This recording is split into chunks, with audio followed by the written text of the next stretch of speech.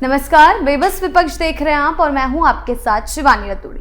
बिहार की सियासत में इस वक्त बयानबाजी का पारा चढ़ा हुआ है और सबसे ज्यादा अगर कोई चीज दिख रही है तो वो है विपक्ष की बेचैनी। मुद्दे कई हैं, एआई समेत राज्यसभा की 5वीं सीट, कानून व्यवस्था, बेरोजगारी, लेकिन हर बहस का केंद्र अब रणनीति से ज्यादा प्रतिक्रिया बनता जा रहा है।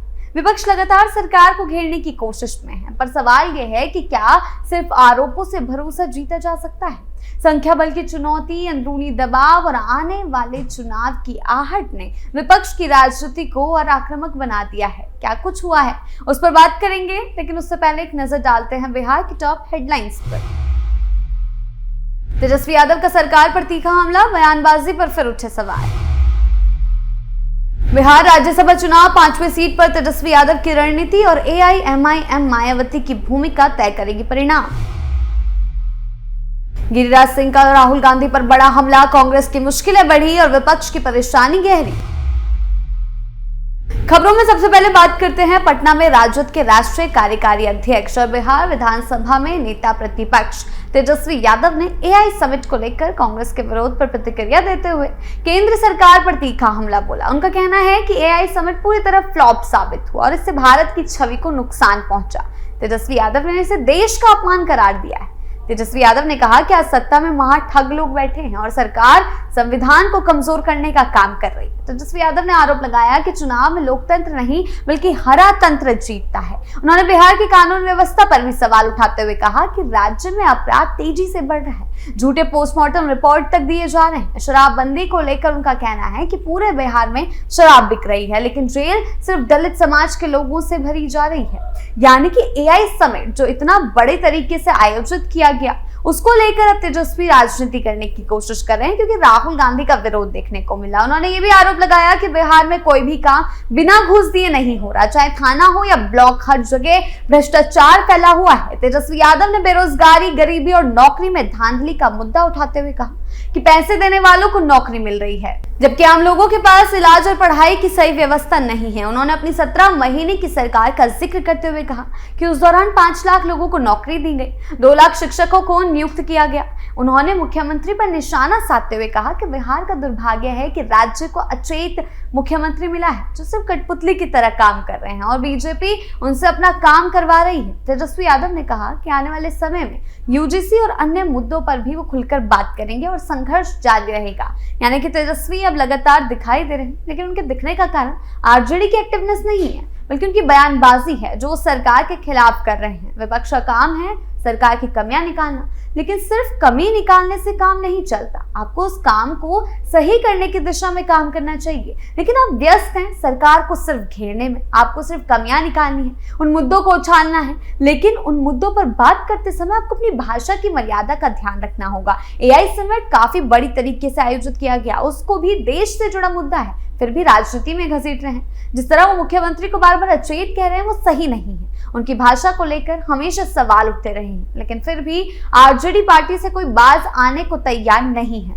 लगातार मुख्यमंत्री को लेकर इस तरह के बयान सामने आ रहे हैं जो नेता प्रतिपक्ष की छवि पर कई सवाल खड़े कर रहे हैं। तेजस्वी अभी भी ये नहीं समझे कि बयानों की राजनीति उनके काम नहीं आने वाली। उन्हें पार्टी के लिए अभी भी सोचना होगा, उस पर ध्यान देना होगा कि कैसे पार्टी को सुधारा जाए। आरजेडी की भाषा की मर्यादा उनके ऊपर अब भारी पड़ती हुई दिखाई दे रही है और तेजस्वी को यह समझना जरूरी है कि सिर्फ बयानबाजियों से काम चलने वाला नहीं है।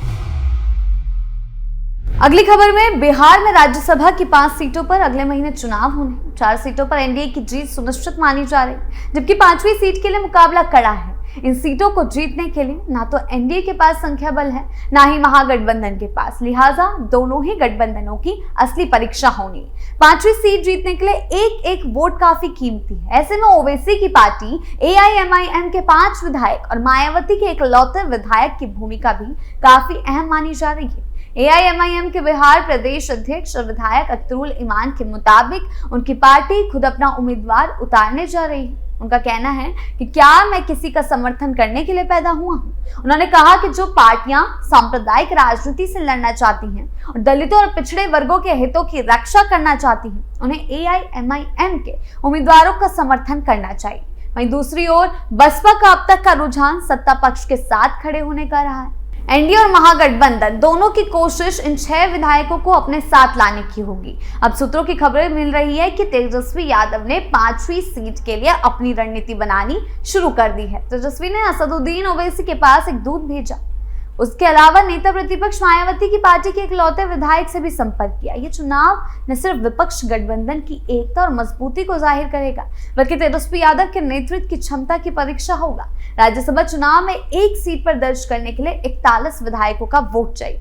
इस हिसाब से 4 सीटें एनडीए आसानी से जीत पाएगा। उसके पास 38 विधायक बच जाएंगे। एनडीए को 5वीं सीट के लिए मात्र 3 विधायकों की जरूरत होगी, यानी कि कुल मिलाकर जो लड़ाई चल रही है 5वीं सीट के लिए चल रही है, और जिसमें अब तेजस्वी ने भी हाथ पैर मारना शुरू कर दिया है, जिसके बाद से माहौल गरमाया हुआ है। क्योंकि देखना दिलचस्प ये होगा कि क्या तेजस्वी एआईएमआईएम को सपोर्ट करेंगे या क्या वो उन्हें अपने पाले में ला पाएंगे। क्योंकि जिस तरह की सियासत अभी गरमाई हुई है, उसने ये बता दिया कि कैसे अब इस 5वीं सीट पर लड़ाई तेज होने जा रही है, जिसके आसार अब खुलकर सामने आ रहे हैं। सवाल यही है कि आखिर कौन बाजी मारेगा, लेकिन देखना यह होगा कि तेजस्वी क्या रणनीति अपनाते हैं जो एक बड़ा खेल कर दे। क्योंकि अगर उन्होंने आत्ममंथन नहीं किया, सही रणनीति नहीं अपनाई, तो उन्हें एक बार फिर बड़ा झटका लग सकता है।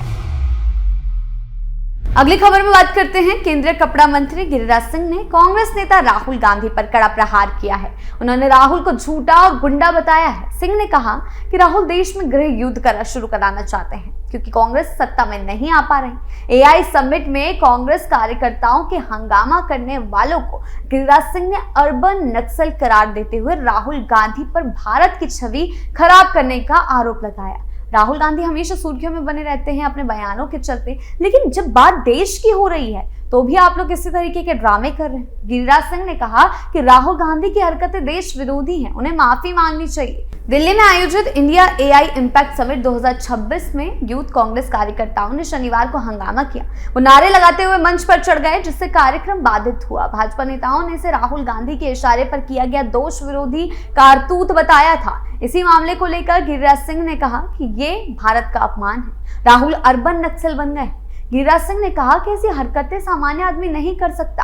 आप स्टेज पे चढ़ जा रहे हैं, आप इस तरीके की हरकतें कर रहे हैं, सारी एक्टिविटी को एआई पर डाल दिया जाए तो कहेगा ये वही है, इनका ब्रेन मैपिंग किया जाए। गिरिराज सिंह ने कहा कि मुझे डर लग रहा है अगर कांग्रेस ने ब्रेन मैपिंग नहीं कराया तो कहीं अगले संसद के सत्र में राहुल गांधी अंडरवेयर और गंजी में खुद ना आ जाए। इंडिया नेशनल कांग्रेस की हाल की हरकतों और फैसलों ने उसके लिए खुद की मुश्किलों का पहाड़ खड़ा कर दिया है। कई बार पार्टी के नेताओं के बयानों में नहीं दिखती, जिससे जनता में भ्रम पैदा होता है। राहुल गांधी या कांग्रेस की अभी की जो हरकत है, उसने पूरे देश का सर झुकाने का काम किया है। कुछ मुद्दों पर पार्टी का रुख बार बार बदलता नजर आता है, जिससे लोगों का भरोसा कमजोर पड़ता है। इसके अलावा अंदरूनी गुटबाजी, नेतृत्व को लेकर सवाल समय समय पर उठते रहे हैं। इस तरह देश से जुड़े मुद्दों पर कांग्रेस की ये हरकत उनकी मुश्किलें बढ़ा रही है। स्टेज में चढ़कर आप इस तरह की हरकत करेंगे, शर्ट फाड़ेंगे, जो पार्टी के वरिष्ठ नेता एकजुट नहीं दिखते, कार्यकर्ताओं का मनोबल गिरता है। इस तरह की हरकतें कार्यकर्ता करते हैं तो राहुल गांधी पर सवाल खड़े होते हैं। चुनाव के दौरान सही रणनीति नहीं बना पाते, स्थानीय स्तर पर समस्याओं को ठीक से समझ नहीं पाते। सोशल मीडिया के दौर में छोटी सी गलती तुरंत बड़ा मुद्दा बन जाती है, और इस बार जो उन्होंने हरकत की है वो कोई छोटी हरकत नहीं है। सत्ता पक्ष से जोरों शोरों से उठा रहा है। इन सब कारणों से पार्टी को जनता के बीच अपनी छवि सुधारने में बहुत कठिनाई होगी। लेकिन अब कांग्रेस ने जो हदें पार की है, उसके बाद से लगातार उन पर सवाल उठ रहे हैं, और इसीलिए विपक्ष की परेशानी अब बढ़ती जा रही है। कुल मिलाकर देखें तो बिहार से लेकर दिल्ली तक सियासत का तापमान चढ़ा हुआ है। बयान तीखे हैं, आरोप बड़े हैं, और रणनीति से ज्यादा प्रतिक्रिया हावी दिख रही है। तेजस्वी यादव लगातार हमलावर हैं, नीतीश कुमार पर निशाना साध रहे हैं। राज्यसभा की 5वीं सीट पर जोड़ तोड़ की कोशिशें तेज हैं, और राहुल गांधी पर भी सत्ता पक्ष के हमले जारी हैं, जिससे विपक्ष की मुश्किलें चारों तरफ से बढ़ी हुई हैं।